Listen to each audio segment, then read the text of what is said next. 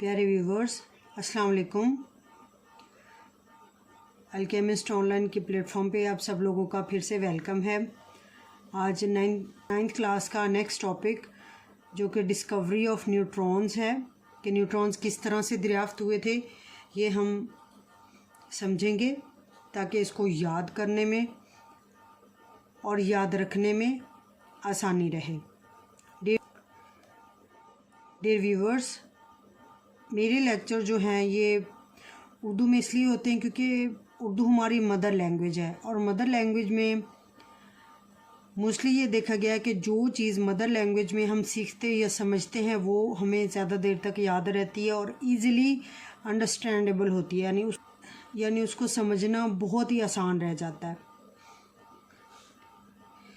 इसीलिए मैं कोशिश करती हूँ कि आपको जो भी लेक्चर्स हैं वो उर्दू में एक्सप्लेन करूँ ताकि वो आपको वाज़िया तौर पर समझ आ सकें। और इंग्लिश के स्टूडेंट्स जो होंगे, जिनका जो इंग्लिश मीडियम के स्टूडेंट्स हैं, इंग्लिश मीडियम के स्टूडेंट्स के लिए भी ये बेस्ट अपॉर्चुनिटी है कि इसमें वो उर्दू के साथ वो ज़्यादा इजीली समझ सकते हैं। बाकी याद जो है वो आप जिस मर्ज़ी लैंग्वेज में करें, उसको जैसे मर्ज़ी मेमोराइज़ करें, हमारा कॉन्सेप्ट क्लियर होगा तो फिर उसको हम किसी भी लैंग्वेज में याद कर सकते हैं। समझ कर अगर याद करेंगे तो किसी तरह से भी उसको याद करना आसान रह जाता है। इसीलिए अगर आप लोगों ने इंग्लिश मीडियम के जो स्टूडेंट्स हैं, अगर वो इन नोट्स की स्क्रीनशॉट लेना चाहते हैं तो लेक्चर को स्टॉप करके वहाँ पर स्क्रीनशॉट ले लिया करें। ये नोट्स आपके लिए बहुत फ़ायदेमंद होंगे और इंशाल्लाह आपको बहुत हेल्पफुल रहेंगे आपके पेपर्स में और आपके टेस्ट में भी। लेक्चर अपना स्टार्ट करते हैं। Discovery of neutrons. Atomic structure की तरफ हमारा तीसरा कदम है कि जिसमें हमने सब एटॉमिक पार्टिकल यानी कि न्यूट्रॉन्स को डिस्कवर करना है, दरियाफ्त करना है। न्यूट्रॉन्स किस तरह से दरियाफ्त हुए ये पढ़ना है हमने और इसकी खुसूसियात भी पढ़ेंगे आज हम।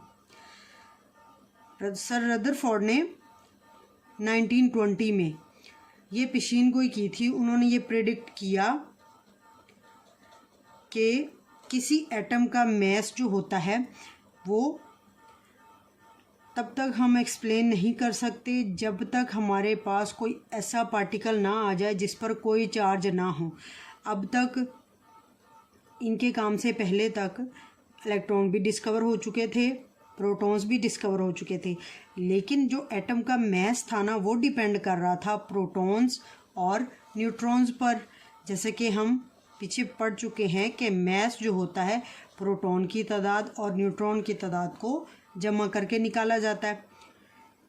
लेकिन उस वक्त तक जब ये डिस्कवरी हो रही थी, थीरीज चल रही थी, इनका जो दौरानिया था उसमें प्रोटॉन और इलेक्ट्रॉन की डिस्कवरी के बाद एटम के मास के बारे में क्लियर कॉन्सेप्ट रखने के लिए जो साइंटिस्ट थे वो इस चीज़ पर मानते थे कि कोई ऐसी चीज़ ज़रूर मौजूद होगी एटम के अंदर जिसके ऊपर कोई चार्ज ना हो और जिसका मास प्रोटॉन के मास के बराबर हो।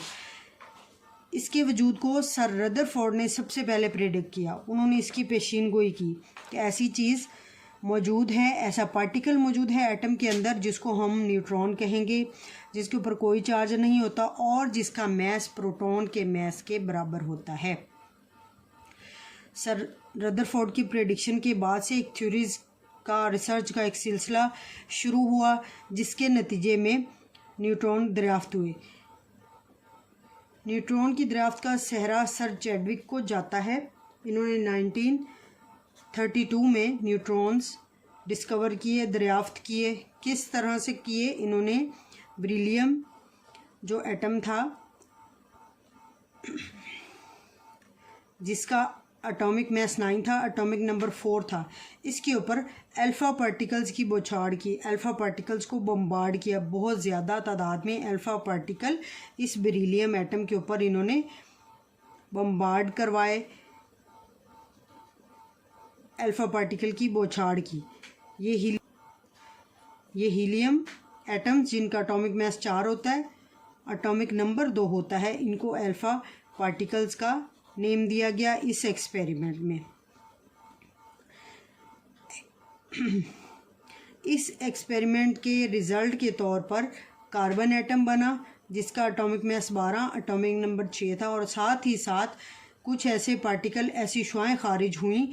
इन शुआओं का जो चार्ज था उसके ऊपर चार्ज 0 था, और जो इनके ऊपर जो इनका मास था ना वो 1 के इक्वल था।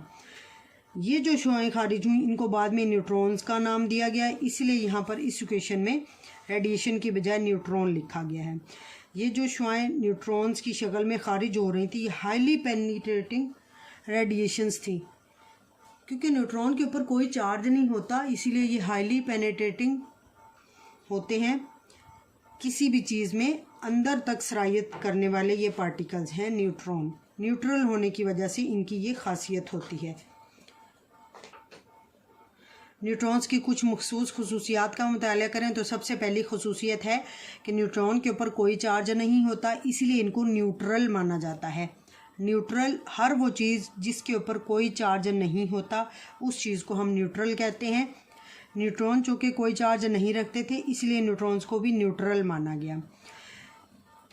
ये हाईली पेनिट्रेटिंग है, इनकी सरायत बहुत ज़्यादा है, यानी ये किसी भी मादी चीज़ के अंदर बहुत अंदर तक जा सकते हैं। इसीलिए न्यूट्रॉन्स को हाईली पेनिट्रेटिंग यानी बहुत ज़्यादा सरायत करने वाले पार्टिकल्स कहा गया। इन पार्टिकल्स का मैस यानी कि न्यूट्रॉन्स का जो मैस था ना वो तकरीबन बराबर था प्रोटॉन के मैस के। एक न्यूट्रॉन का मैस ऑलमोस्ट उतना ही होता है जितना ही किसी एटम के अंदर मौजूद एक प्रोटॉन का मैस होता है। तो आज के लेक्चर में हमने क्या सीखा कि न्यूट्रॉन का जो कॉन्सेप्ट था वो सर रदरफोर्ड ने दिया कि ये ऐसे कोई पार्टिकल मौजूद होंगे। सर चैडविक ने इनको बाकायदा तौर पर दरियाफ्त किया। उन्होंने बताया कि बेरिलियम के ऊपर जब हम अल्फ़ा पार्टिकल की बौछार करते हैं उसके नतीजे में ऐसी शुआएं निकलती हैं जो बहुत ज़्यादा पेनिट्रेटिंग होती हैं, और इन पेनिट्रेटिंग रेज़ को उन्होंने बाद में न्यूट्रॉन्स का नाम दिया। फिर हमने इनकी प्रॉपर्टीज़ पढ़ी हैं। प्रॉपर्टीज़ की समरी ये है कि एक तो ये न्यूट्रल होते हैं, बहुत ज़्यादा सरायत करने वाले होते हैं। तीसरी प्रॉपर्टी इनकी कि इनका जो मैस होता है वो प्रोटॉन के मैस के बराबर होता है। आज के लिए स्टूडेंट्स आज का लेक्चर इतना ही है। न्यूट्रॉन के बारे में हमने पढ़ना था, वो हमने पढ़ लिया है। स्टूडेंट्स मेरी एक एडवाइस है आप लोगों को कि जो केमिस्ट्री है ना इसको आप अपनी वर्डिंग में भी लिख सकते हैं, लेकिन उसके लिए शर्त ये है कि आपको इसके कॉन्सेप्ट्स क्लियर होने चाहिए। उर्दू मीडियम वाले स्टूडेंट्स और इंग्लिश मीडियम वाले स्टूडेंट्स, दोनों ही मीडियम के स्टूडेंट्स जो हैं, अगर समझ कर केमिस्ट्री को करते हैं ना तो फिर तो ये कोई चीज़ नहीं, इतनी मुश्किल है ही नहीं, बल्कि ये तो बहुत प्यारा सब्जेक्ट है। इसको समझ के पढ़ें ताकि ना तो ये मुश्किल लगे और साथ ही साथ समझ के जो चीज़ें की जाती है ना वो हमेशा हमें याद रहती हैं। जिस तरह मैथ का एक क्वेश्चन समझ आ जाए तो वो आपको वैसे ही पेपर में याद होता है जैसे आपने क्लास में किया हो। इसी तरह से केमिस्ट्री भी बिल्कुल मैथ की तरह कि अगर आप इसको समझ कर करते हैं तो ये जो क्वेश्चंस हैं, जो भी इसके कॉन्सेप्ट्स हैं, इंशाल्लाह आप पेपर बहुत अच्छे से सॉल्व कर पाएंगे और अच्छे मार्क्स ले पाएंगे। Best wishes for you. Thank you so much.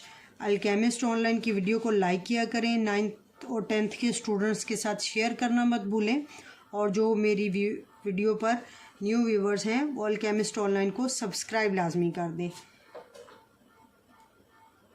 अपना और अपने प्यारों का ख़ास ख्याल रखें। अल्लाह हाफिज़।